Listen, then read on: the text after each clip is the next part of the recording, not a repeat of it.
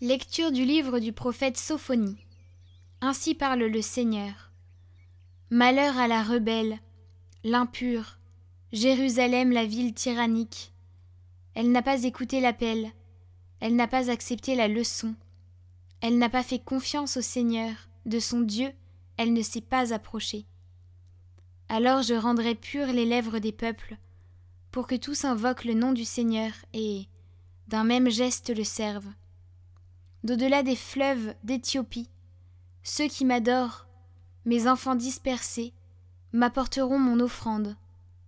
Ce jour-là, tu n'auras plus à rougir de tes méfaits, de tes crimes contre moi, car alors j'extirperai de toi ceux qui se vantent avec insolence. Tu cesseras de te pavaner sur ma montagne sainte. Je laisserai chez toi un peuple pauvre et petit. Il prendra pour abri le nom du Seigneur. Ce reste d'Israël ne commettra plus d'injustice. Ils ne diront plus de mensonges. Dans leur bouche plus de langage trompeur. Mais ils pourront paître et se reposer. Nul ne viendra les effrayer.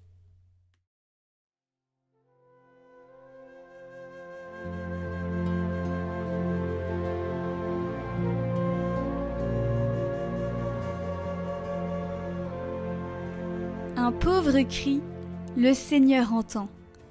Je bénirai le Seigneur en tout temps, sa louange sans cesse à mes lèvres.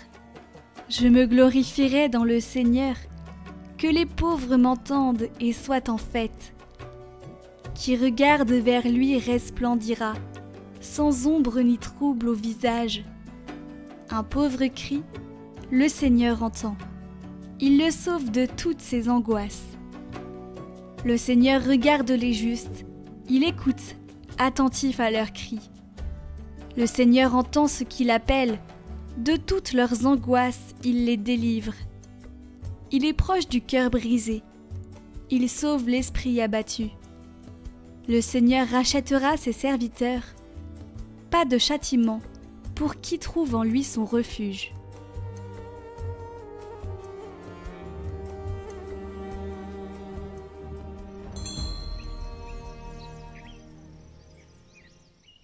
Évangile de Jésus-Christ selon saint Matthieu.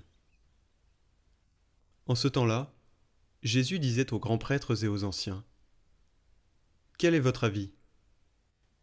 Un homme avait 2 fils. Il vint trouver le premier et lui dit : « Mon enfant, va travailler aujourd'hui à la vigne. » Celui-ci répondit : « Je ne veux pas. » Mais ensuite, s'étant repenti, il y alla. Puis, le père alla trouver le second et lui parla de la même manière. Celui-ci répondit : « Oui, Seigneur. » Et il n'y alla pas. Lequel des 2 a fait la volonté du Père ? Ils lui répondent : « Le premier. » Jésus leur dit : « Amen, je vous le déclare, les publicains et les prostituées vous précèdent dans le royaume de Dieu. Car Jean le Baptiste est venu à vous sur le chemin de la justice, et vous n'avez pas cru à sa parole. Mais les publicains et les prostituées y ont cru. Tandis que vous, après avoir vu cela, vous ne vous êtes même pas repentis plus tard pour croire à sa parole. »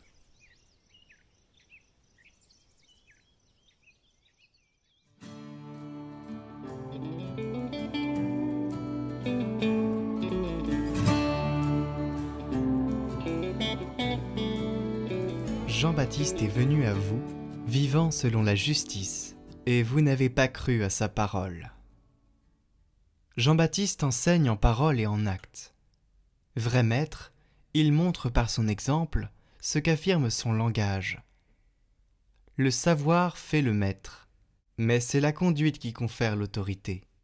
Enseigner par les actes est la seule règle de celui qui veut instruire. L'instruction par les paroles, c'est le savoir, mais quand elle passe dans les actes, c'est la vertu. Et donc, authentique, le savoir joint à la vertu. C'est elle seule qui est divine et non humaine. En ces jours-là survient Jean le Baptiste, proclamant dans le désert de Judée « Convertissez-vous, car le royaume des cieux est tout proche. Convertissez-vous. » Pourquoi ne dit-il pas plutôt « Réjouissez-vous » ? Réjouissez-vous plutôt parce que les réalités humaines cèdent la place aux réalités divines, les terrestres aux célestes, les temporaires aux éternels, le mal au bien, l'incertitude à la sécurité, le chagrin au bonheur, les réalités périssables à celles qui demeureront toujours. Le royaume des cieux est tout proche, convertissez-vous. Que ta conduite de converti soit évidente, toi qui as préféré l'humain au divin, qui as voulu être esclave du monde plutôt que vainqueur du monde avec le Seigneur du monde. Convertis-toi, toi qui as fui la liberté que les vertus t'auraient procurée parce que tu as voulu subir le joug du péché, convertis-toi. Convertis-toi vraiment, toi qui, par peur de posséder la vie, t'es livré à la mort.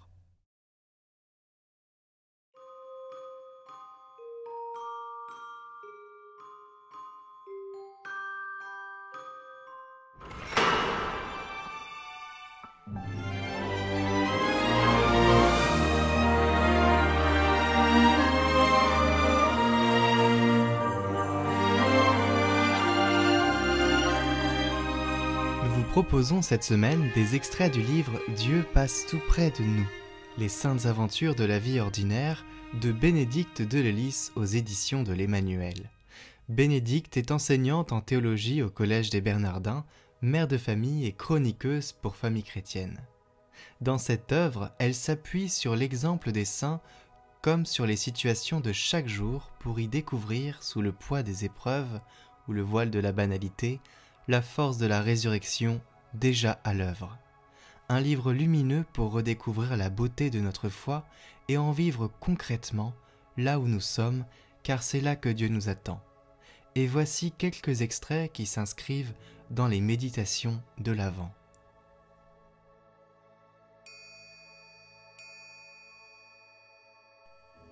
Lorsqu'un petit bébé se trouve dans une pièce, on observe toujours une sorte de miracle étonnant. Les vieillards à la barbe qui pique se mettent à gazouiller. Les types sérieux qui font de l'audit ou des fusions-acquisitions décident brutalement de cavalcader à quatre pattes dans l'espoir fou qu'un gai sourire naisse sur la mignonne frimousse. Les intellos se taisent enfin 2 minutes et les langues des timides se délient. Les enfants qui rentraient de l'école, échevelés, pleurnichants, se disputant avec hargne une tranche de pain et de confiture comme des hyènes affamées, se changent en un instant en de délicieux chérubins paisibles et doux, attendris comme par magie par les joues rondes et les petits pieds dodus. Le bébé exprime-t-il un vague mouvement qui commencerait à suggérer qu'il songe à essayer de frapper ses petites mains l'une contre l'autre, et c'est un concert d'exclamations heureuses et admiratives, telles que même Armstrong, marchant sur la Lune, ne pourrait s'empêcher d'en ressentir un imperceptible mouvement de jalousie. Il m'est arrivé quelquefois de songer à cela, lors de très sérieuses conférences de théologie, où dans un amphithéâtre sombre, chacun disait des mots très sérieux et très intelligents. Je me demandais quelle tête nous ferions si soudainement l'enfant Jésus survenait au milieu de nous et éclatait de son petit rire joyeux. Non pas que la théologie et les mots sérieux ne soient pas utiles évidemment, mais puisque le royaume de Dieu appartient à ceux qui ressemblent aux petits enfants, on doit admettre qu'il doit y avoir une proximité très étroite entre le mystère du Christ et le mystère de l'enfance. On les connaît par cœur, ces moments où Jésus se fâche pour qu'on laisse venir à lui les enfants, où il tressaille de joie parce que le Père a révélé son mystère aux tout petits, pendant que les sages et les intelligents sont bien attrapés. Ou encore cette phrase étonnante, « Celui qui n'accueille pas le royaume de Dieu à la manière d'un enfant n'y entrera pas. » Pourquoi les tout-petits ont-ils accès de manière particulière au mystère du Christ, si ce n'est parce que le Christ a une parenté particulière avec eux? En quelque sorte, ils sont ceux qui lui ressemblent. Jésus est le Fils du Père. Évidence tellement grande pour les bons catholiques qu'on n'y prête plus guère attention.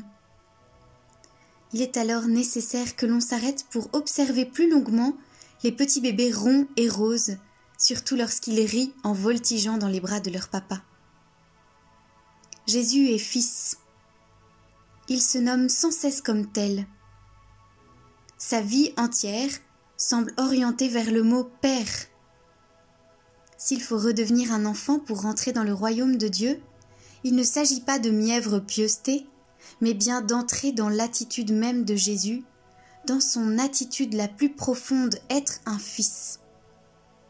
L'Évangile glisse de la notion d'enfant à celle du pauvre. Dans les deux cas, on pressent qu'il s'agit de retrouver un état de réceptivité et d'abandon, d'ouverture radicale à un autre qui donne tout et duquel l'on se reçoit.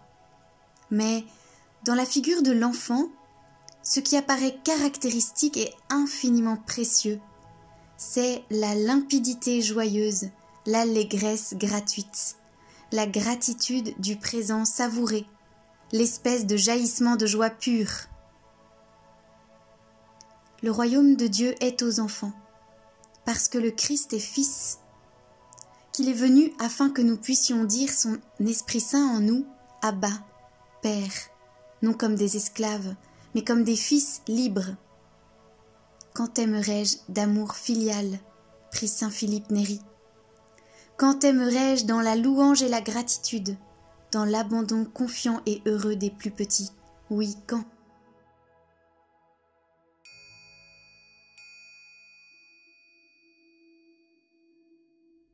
Nous vous proposons d'entrer dans un temps d'oraison. Après un signe de croix, mettez-vous en présence de Dieu. Offrez-vous à lui. Vous pouvez invoquer l'Esprit Saint. Après avoir fait cela, vous pouvez demander une grâce au Seigneur et prendre un passage de la parole. Nous vous en proposons un. Vous pouvez aussi dialoguer avec le Seigneur.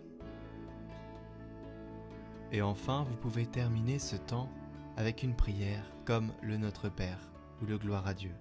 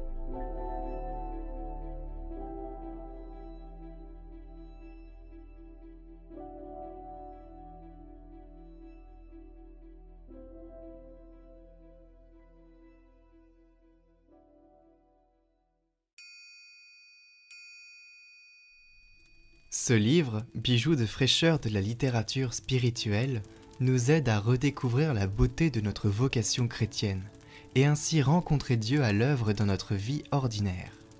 Publié aux éditions de l'Emmanuel, ce livre est en vente 17 € et le lien est en description de la vidéo. Alors si vous cherchez encore un beau petit cadeau pour Noël, ne cherchez pas plus loin, c'est le parfait cadeau pour offrir. Nous remercions l'auteur et les éditions de l'Emmanuel pour leur aimable autorisation de diffusion.